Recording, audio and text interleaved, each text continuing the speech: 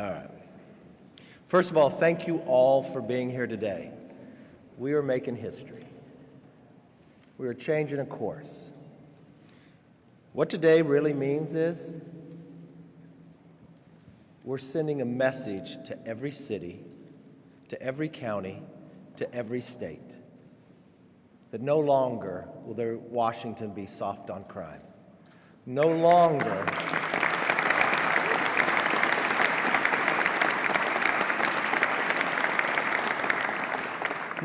will we be defunding police. No longer will we be softening sentences. A new Republican majority changes the course.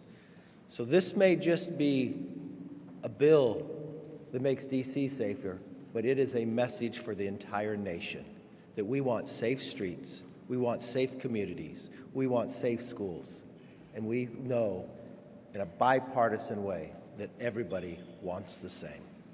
So before I begin, I want to thank a few people. First of all, I want to thank the author, Andrew Clyde.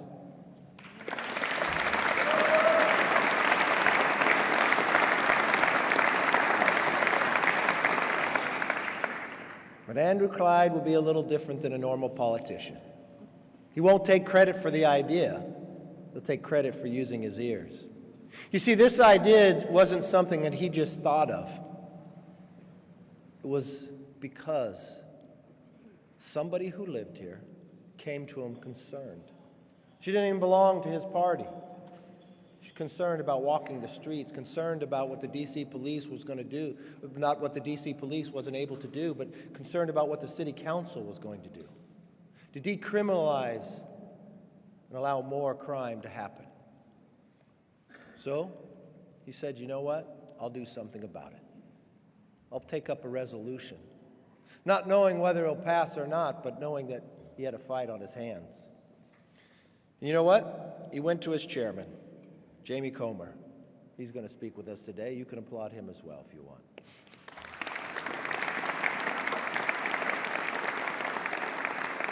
But also, we're very blessed to have a lot of law enforcement members as members of Congress who helped along with this. Sheriff John Rutherford, former police officer Pete Stauber, always the sheriff, Troy Nels, former Captain Clay Higgins, former sheriff Congressman Ezell, and our former homicide detective in New York, Congressman D'Esposito. All of them used their expertise to help us. And that's why we are here today. We're here today because the issue is bigger than politics. We've watched what happened across this nation when people want to defund the police. We've watched what happened to our neighborhoods when you decriminalize activities. I think it was rather ironic earlier this week, an opposition group that's hands-off D.C.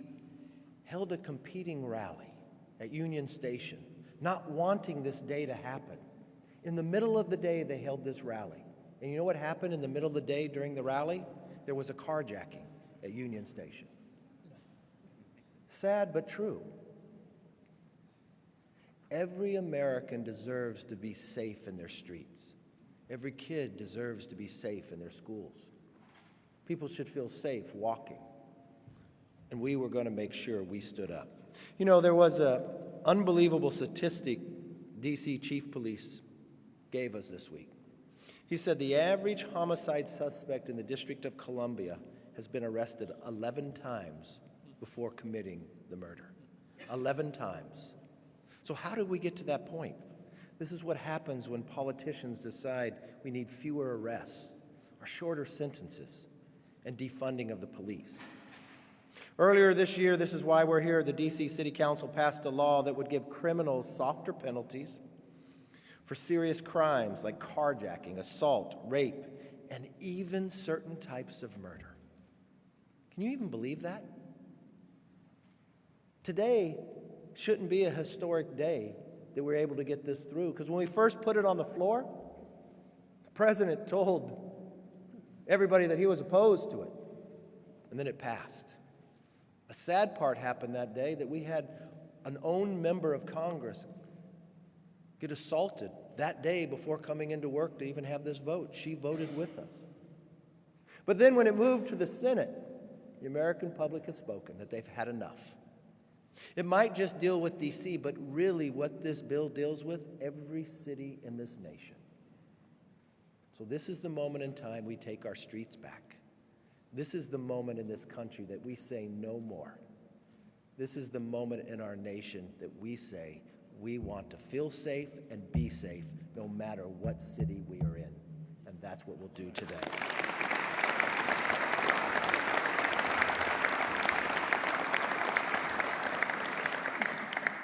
With that, I want to call up our Majority Leader, Steve Scalise.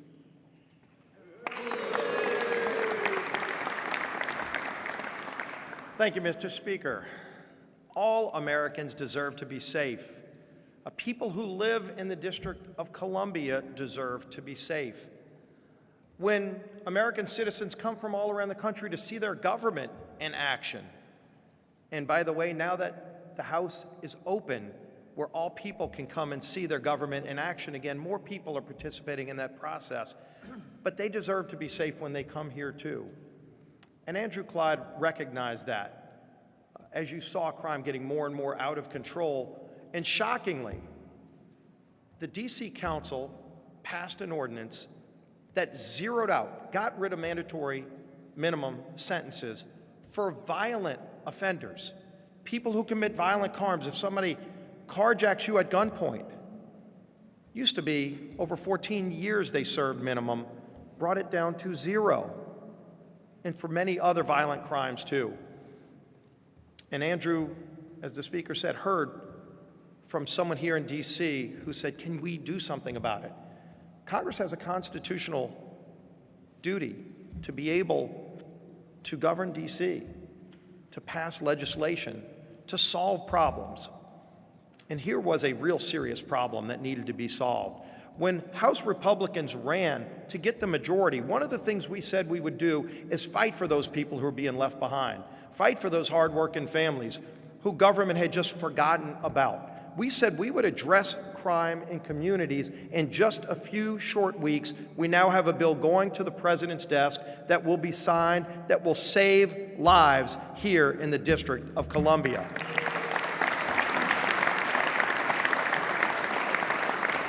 We wasted no time to start following through on the commitment we made to America to address serious problems. You've seen it in the last few weeks. We passed another important bill today that'll go to the President's desk and probably be signed to declassify information on the origins of COVID so Americans can find out how this really started. A disease that affected every American all across the country and people all around the world. And you're going to continue to see us bring legislation week after week to fight for those families who had been left behind for way too long. But today we're talking about a bill that's going to make communities safer. And as the Speaker said, this doesn't just involve D.C. We saw just a few days ago, the people of Chicago said, we're going to take our city back, and they fired their mayor. This is happening all across the country.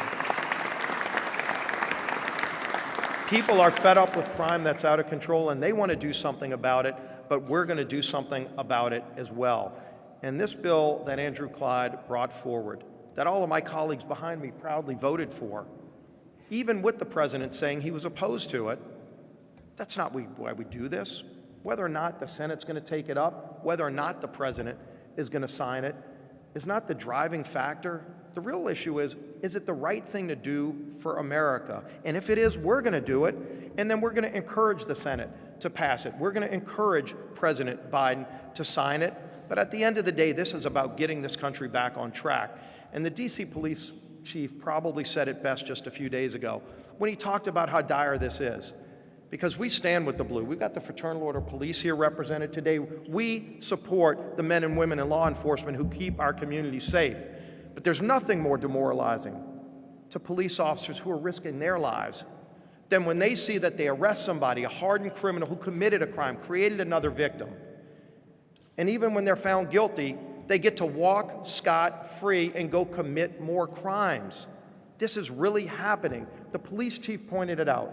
He said for every single person who's murdered, 11 other victims were created prior to that. So not only is this bill important to keeping our streets safe, there will be fewer victims in the District of Columbia when this is signed into law. There will be fewer homicide victims. There will be more people alive in the D.C. the next few months and years, because somebody who commits a homicide, if there's 11 other victims, if you put them in jail the first time they're caught, there's not those 10 other victims and the 11th person that's actually a homicide victim who's killed.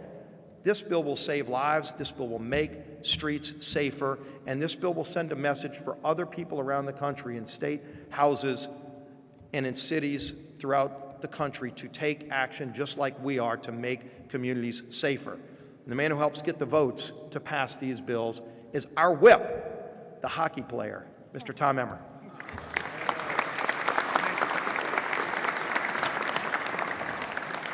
Thank you, Steve, and thank you, Andrew, and the entire team that's standing behind us, including our leader, our Speaker, Kevin McCarthy. We're only 2 months into our majority, and House Republicans keep delivering for the American people. First, we forced Joe Biden's hand on everything from ending the COVID national emergency to bringing him to the bargaining table on the debt ceiling. Yesterday, we delivered legislation to the President's desk to protect Americans' hard-earned retirement dollars from funding the left's woke agenda. And today, we're signing our bipartisan, common-sense legislation overhauling D.C.'s radical criminal code that forced even Joe Biden to admit the Democrat-run city has a crime issue. House Republicans are taking charge where Democrats have failed. Americans made it clear when they elected a Republican House majority that they are tired of the same old soft-on-crime policies that turn our communities into safe havens for violent criminals. Make no mistake, the 173 Democrats who voted against this bill have proven Democrats remain the pro-criminal, anti-law enforcement party.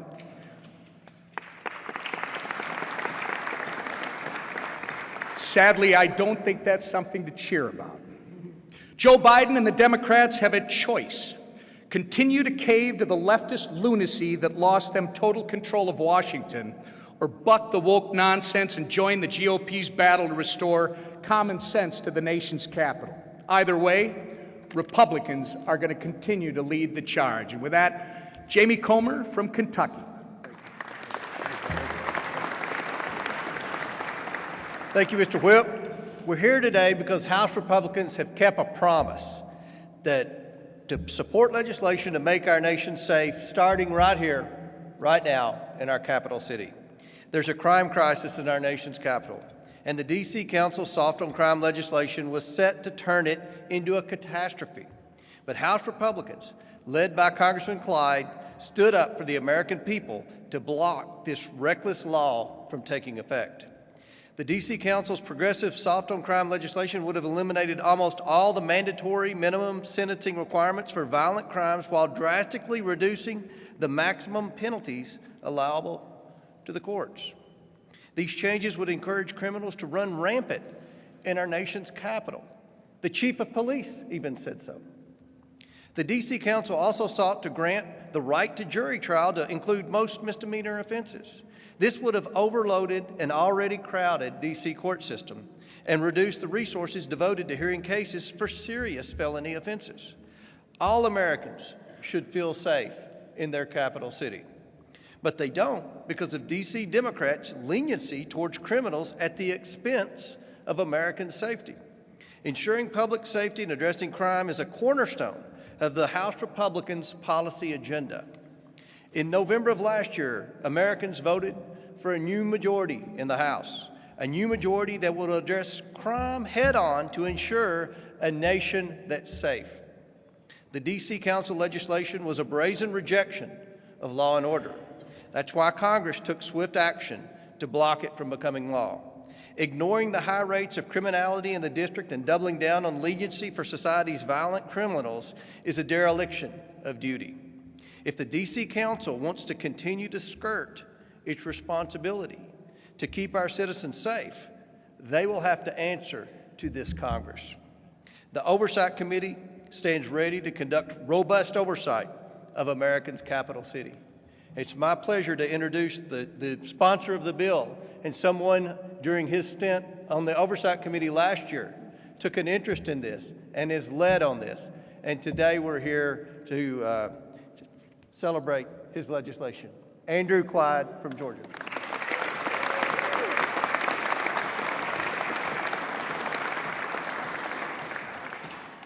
Thank you, Chairman Comer. And first I want to thank Speaker Kevin McCarthy and Leader Steve Scalise and Whip Emmer and Chairman Jamie Comer for their very strong leadership on this very important issue of personal safety. I'd also like to thank all the members from both sides of the aisle who voted for my resolution, HJ Res 26. All of you gathered here, thank you. It continues to be my goal to ensure everyone, residents and visitors alike, can feel safe in our nation's capital city. I also want to thank my staff by name. You need good staff to do your best work, and I have great staff.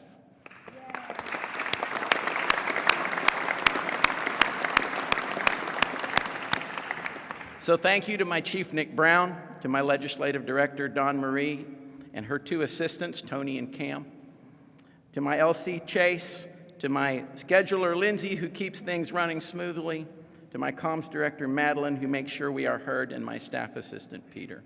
Thank you all. Thank you very much.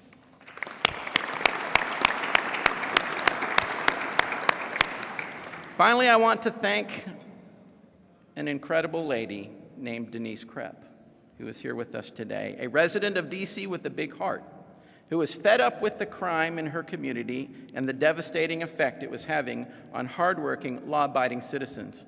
She wanted to do something positive about it, and I thank her for engaging with my office. Where leadership in D.C. refused to listen, we listened and we acted. Denise, I promised you that we would do everything we could, and today's ceremony is a promise kept.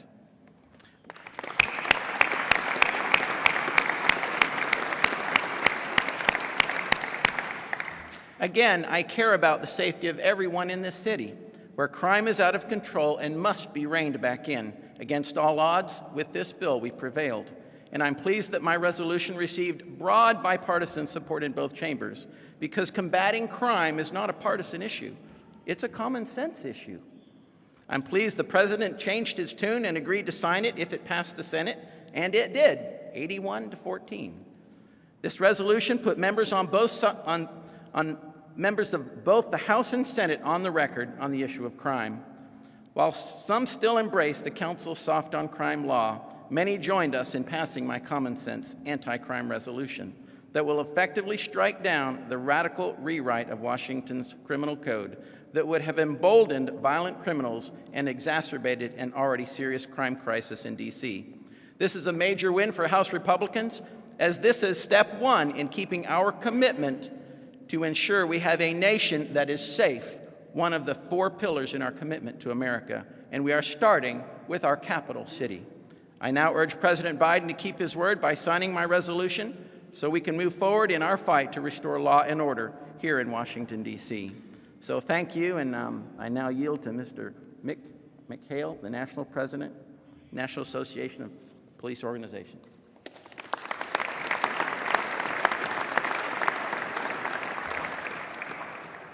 Thank you, Mr. Speaker, for your leadership and consistent support for America's law enforcement. And thank you to Congressman Clyde and Senator Hagerty for leading the charge to protect the citizens, the visitors, officers, and most important, public safety of the District of Columbia. I am Mick McHale, President of the National Association of Police Organizations, which represents approximately 251,000 sworn law enforcement officers across the country through more than 1,000 police unions and associations. While NAPO does not represent the fine officers of the Metropolitan Police Department, law enforcement agencies in cities across the country are facing similar attacks on public safety, similar to what these officers and this community faced in the revised Criminal Code Act. Not only were we concerned with the impact the lower penalties on crimes such as carjacking, illegal firearm possession, and robbery would have on the city's public safety, we strongly oppose the changes the revised criminal code would have made to an officer's ability to not only defend his or herself, but to defend the public.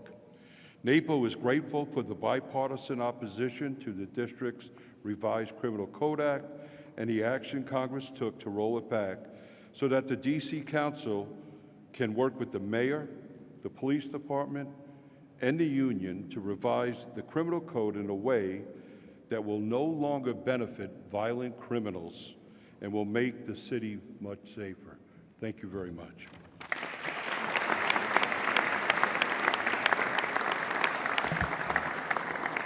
Now I want to introduce Patrick Yos, National President of Fraternal Order of Police. Mr. Speaker, thank you. And thank you for your leadership and to all the members of Congress. One thing that Americans are united on is their fear of crime in our country. One thing that America is united on is wanting to find solutions to real problems. And here we are. We find ourselves in a number of cities, including this city, and thank you for the leadership here to stop depolicing the police and decriminalizing criminals. One thing that America is united on is they're looking across this country and seeing cities that have taken steps to do just that, and they see the carnage that's happening in their cities. So on behalf of the 364,000 members, of which includes the Metropolitan Police Department, I thank Congress for taking the steps in making not only this city safer, but also the brave men and women who show up and suit up every single day and show up in this community, in this capital city, in order to make it safe. If we're truly going to make an improvement in the criminal justice system, it's going to be because everyone is working together to do so. And putting that at the feet of law enforcement, demonizing law enforcement, and having these discussions and coming up with these, this bill that, these actions, this act, that did not include a rank-and-file police officer's perspective on any of it, shows that it was a flawed process to start with. So again, thank you for making our jobs, our very difficult jobs, safer in the capital city. Thank you. Thank you, Patrick. And now we want to bring up Greg Pemberton. He is the president of the D.C. Police Union. Greg?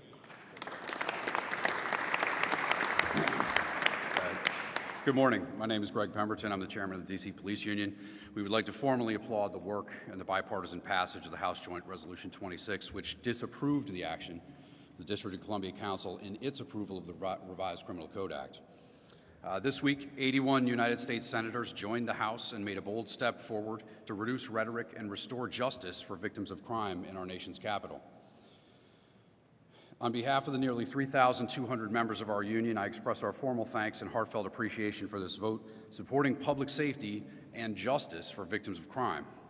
Our members are incredibly grateful to Congressman Clyde and Speaker McCarthy on advancing this important piece of legislation, especially at such a critical time for our city. We all know that the bill from D.C. City Council went too far and sent the wrong message to violent, repeat criminal offenders. The passage of House Joint Resolution 26 marks the first time in over 30 years that the U.S. Congress has been forced to step in and provide necessary checks and balances to the D.C. City Council. In the past 3 years, the Metropolitan Police Department has lost over 1,200 police officers while replacing just 700. This mass exodus is a direct result of the D.C. City Council's ongoing and unjustified attacks on law enforcement. This resolution is an important first step in the right direction to restore justice for victims of crime and an important move towards repealing pro-criminal legislation. But our work is not yet done. There is a dangerous shortage of officers in the Metropolitan Police Department, and further action will be necessary to improve retention and restore recruitment so we can protect the district with professional, responsible, and qualified officers. We stand ready to provide input and work together with our elected leaders to create a safe and fair city for everyone. And I'd be remiss if I didn't thank our president of the National FOP, Pat Yos, who you just heard, who was instrumental in helping us get this passed. But thank you, Speaker McCarthy and Congressman Clyde, for all of your help in this matter.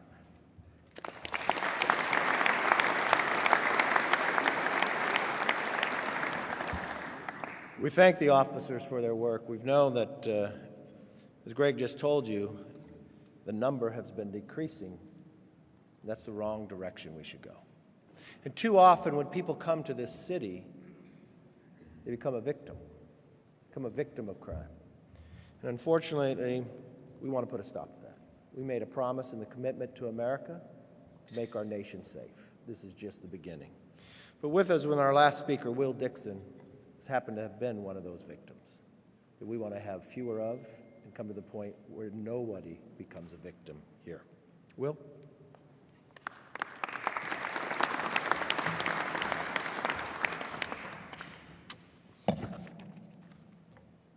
Good morning. My name is Will Dixon. My girlfriend and I work here on Capitol Hill. Almost 7 years ago, we moved from Western Pennsylvania to D.C. for college. In those 7 years, we have never had any problems with violent crime. On Thursday, October 13th of this last year, my girlfriend, her roommate, and I were walking home from our usual weeknight dinner spot in Navy Yard, something we've done countless times before. There are only 5 blocks between the restaurant and their house. On this night, when we were just 2 blocks from the house, an SUV stopped in the middle of the road. One man got out and demanded my girlfriend hand over her purse. She did. Another man got out of the driver's seat. He ran up to me and he put the barrel of his gun on my chest and demanded I hand over my phone and my wallet. I handed over my belongings. After that, the first man held his gun to our friend's head, demanding her belongings as well. She complied, and they ran back to the SUV. As they sped away, we began running to the house. The police who arrived on the scene told us the men who robbed us did the same thing to 3 or 4 other people in Navy Yard that same night. The weeks after were challenging. My girlfriend recalled feeling like a child, being afraid to walk outside in the dark, and continuously weary about cars slowing down near us. Now every time we walk home at night, we think, is this going to happen again? Unfortunately, nearly 5 months later, the men who robbed us have not been found. Under the D.C. City Council's proposal, the punishment for these men would be drastically reduced. I'm thankful that congressional leaders are standing up for people like myself, my girlfriend, our friend, and the countless individuals in all parts of the district who have become victim to the rise in violent crime on our streets. Thank you, Speaker McCarthy, for allowing me to share our story today, and just as importantly, for taking action to address it.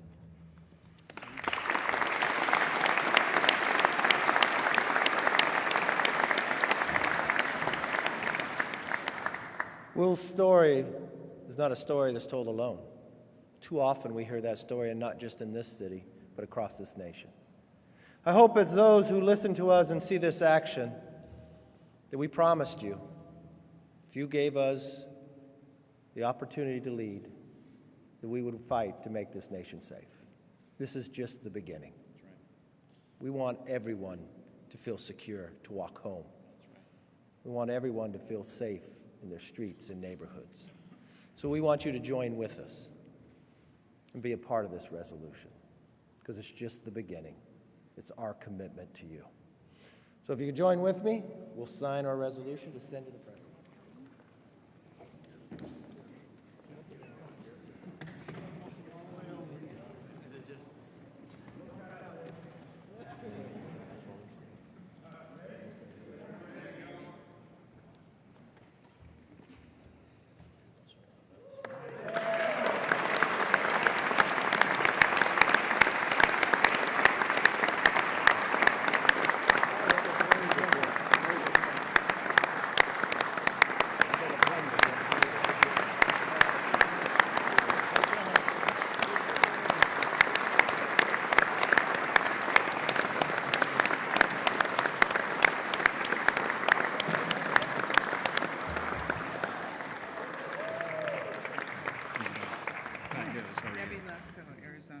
Pleasure meeting you.